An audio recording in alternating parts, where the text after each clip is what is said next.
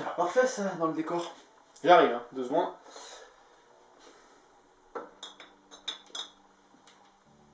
Ah moi j'en ai plus rien à foutre, hein, moi je vous tourne le dos. Les amis, comment vous allez? J'espère que vous allez super bien. Ça fait longtemps qu'on se voit en facecam là, ça fait super longtemps qu'on s'est pas vu. Mais bon bref, on va pas blatérer, on va commencer la vidéo, on va pas faire une intro comme un XM parce qu'après ça va être trop long, vous avez quitté la vidéo et j'ai pas envie, j'ai besoin de vous. Les amis, aujourd'hui nous allons faire la partie 3 de l'Égypte et le monde moderne. Est-ce que vous êtes prêts? Alors c'est parti! L'intro à Daniel Russe, vous voyez je commence à faire un peu d'intro. Bref, allez, let's go! Les amis, aujourd'hui nous allons parler des animaux emblématiques qui se trouvent encore à notre époque bien évidemment, mais qui se trouvaient aussi en Égypte et derrière lequel il y avait un culte de cet animal. Nous allons commencer par le plus connu, beaucoup de gens que je vois en dehors me demandaient, ouais machin, voilà, l'Égypte, le chat. C'est bon, le chat. Oui, le chat était un animal culte de l'Égypte. Pourquoi? Parce que c'est une déesse, c'est la déesse Basset. Pour ceux qui ont vu la vidéo Les dieux égyptiens, vous reconnaissez, sinon les autres, bah allez voir en description. Hein. Et puis n'oubliez pas, la vidéo a fait bientôt 1100 vues, donc c'est très très bien. Foncez, continuez à aller la voir. C'est énorme, ça permet de développer la chaîne, c'est un truc de malade cette vidéo, elle a fait le buzz totalement pour moi. Donc le chat, déesse, Basset, maternité, naissance, machin, vous savez, je vous en dis pas plus. Le chat était un animal respecté et vénéré en Égypte, exactement comme en Inde maintenant avec la vache. Le chat, on n'avait pas le droit d'y toucher, il se promenait où il voulait, il faisait ce qu'il voulait, personne n'avait le droit de le contredire, parce que c'était la déesse, et c'était la déesse Basset, et c'est aussi la déesse qui tue le dieu Apophis. Donc si on embêtait le chat, on embêtait éventuellement le dieu Apophis, et le chaos revenait sur Terre. C'est pour ça que le chat, on ne touchait pas, on ne touchait même pas, on faisait pas du tout de... On ne touchait pas. Le deuxième animal, on en a parlé, est cet insecte. Oui, c'est une abeille, hein. Je sais pas, c'est une abeille. Cette abeille, pourquoi je parle de cette abeille? Pourquoi? Parce que cela fait une petite introduction à la prochaine Égypte et le monde moderne qui traitera sur la nourriture, mais j'ai envie de parler de cette abeille. Cette abeille, elle était très importante en Égypte. Pourquoi? Pour la simple et bonne raison que c'était un insecte très important pour les Égyptiens. Imaginez, vous êtes dans le désert, vous n'avez très peu de nourriture, et il vous faut des choses pour que la nourriture se reproduise entre elles. C'est là qu'intervient l'abeille. Grâce à l'abeille et donc aux ruches, les Égyptiens pouvaient avoir leur propre pollinisation de leurs plantations et donc que les plantes puissent se reproduire et donc former de nouvelles nourritures, des graines. Je vous renvoie au cours d'SVT pour ceux qui font SVT ou même ceux qui ne font pas SVT, vous l'avez sûrement vu, vous le connaissez, le principe de la pollinisation grâce aux insectes. Les abeilles étaient très importantes. Alors il n'y a pas à ma connaissance de dieu abeille, peut-être que vous en connaissez, moi je n'en connais pas du tout, je n'ai pas fait de recherche approfondie dessus, mais il me semble que l'abeille était quand même vénérée, c'était pas quelque chose d'anodin, c'était très important à l'époque. Nous allons ensuite parler d'un animal que certains craignent, certains adorent. C'est un animal préhistorique qui vit encore maintenant, qui est fascinant. Il a développé des capacités de résistance et de développement et d'adaptation. C'est un animal à 8 pattes, mais non, il ne s'agit pas de l'araignée. Nous allons parler du scorpion.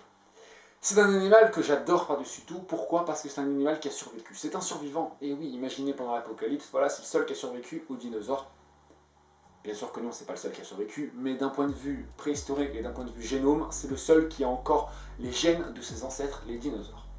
Le scorpion. Pourquoi le scorpion était important en Égypte? Tout simplement, le scorpion était synonyme de désert et donc de mort. Le scorpion était utilisé pour la puissance de la guerre et une puissance armée.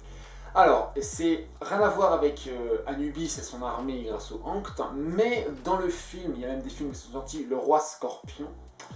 Le Roi Scorpion, c'est donc un roi qui va, par l'intermédiaire, manger un scorpion.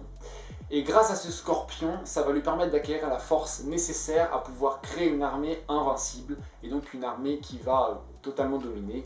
Le problème, c'est que c'est un pacte qu'il fait avec... Allez-y, devinez, stop!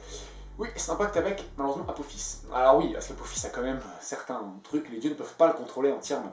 Le scorpion est donc un pacte avec Apophis. Le roi scorpion donc se transforme en scorpion et il est condamné à errer dans un palais, dans une pyramide petite qui se trouve dans une oasis en plein centre du désert. Il est chargé de protéger cette jungle qui est autour, ce qu'on appelle l'oasis. Et ce fameux diamant qui renfermerait, si vous voulez, la puissance de l'armée et donc qui permettrait aussi à quiconque posséderait ce diamant posséderait la puissance de l'armée du roi Scorpion. Bien évidemment, ça n'est pas vrai, ça n'a pas été prouvé, ce n'est qu'une théorie ainsi que des légendes urbaines et contemporaines qui se sont encore perdurées maintenant, encore perdurées. Dans le film La Momie ou le roi Scorpion, c'est une légende qui a vu le jour. Malheureusement, c'est pas totalement vrai, c'est pas totalement faux non plus. Est-ce que le roi Scorpion a vraiment existé ou pas? On n'en saura rien du tout. Le serpent. Beaucoup de gens ont la phobie de cet animal et je comprends pourquoi, mais pourtant c'est quelque chose de très joli. Le serpent est l'emblématique du monde actuel maintenant de reptiliens, de conspirations, de théories du complot, de machin, ils nous gouvernent, machin. Mais on n'est pas là pour faire une théorie sur les reptiliens. D'ailleurs, si vous souhaitez avoir plus d'informations, je vous renvoie à la vidéo de Squeezie qui a fait une très belle explication sur les reptiliens du domaine. Vous verrez, c'est impressionnant, notamment avec cette photo et cette photo qui sont pour moi les deux similaires. Une photo du Vatican, l'autre une photo de serpent, et vous voyez bien qu'il y a quand même une correspondance. Est-ce que c'est une coïncidence ou pas? On ne saura toujours pas. Le serpent, à quoi il servait? Alors le serpent n'a pas de place vraiment définie, ne serait-ce que. À quoi sert le serpent? Le serpent est synonyme de chaos. Et oui, le dieu serpent c'est Apophis, c'est le dieu du chaos. Bien évidemment, certains pharaons l'ornaient sur leur masque ou sur leur coiffe. Pourquoi? Pour montrer que aussi, dans l'ordre naturel des choses, Apophis reviendra forcément, comme il a été banni, il reviendra du monde du chaos pour semer le chaos dans la terre entière et donc pouvoir avoir son disciple Seth, bien évidemment, qui reprendra tous ses pouvoirs, bien évidemment. Mais là, tout ça, c'est encore une théorie, donc tout ça, je vous garde frais, on en reparlera après. Les amis, maintenant je vais vous parler du chacal. Alors le chacal, voilà, c'est synonyme d'Anubis ou de Seth, on ne sait pas trop. Là-dessus, attention, gros warning. Anubis n'est pas le dieu des morts, c'est le dieu de la porte des enfers et du protecteur de tombes.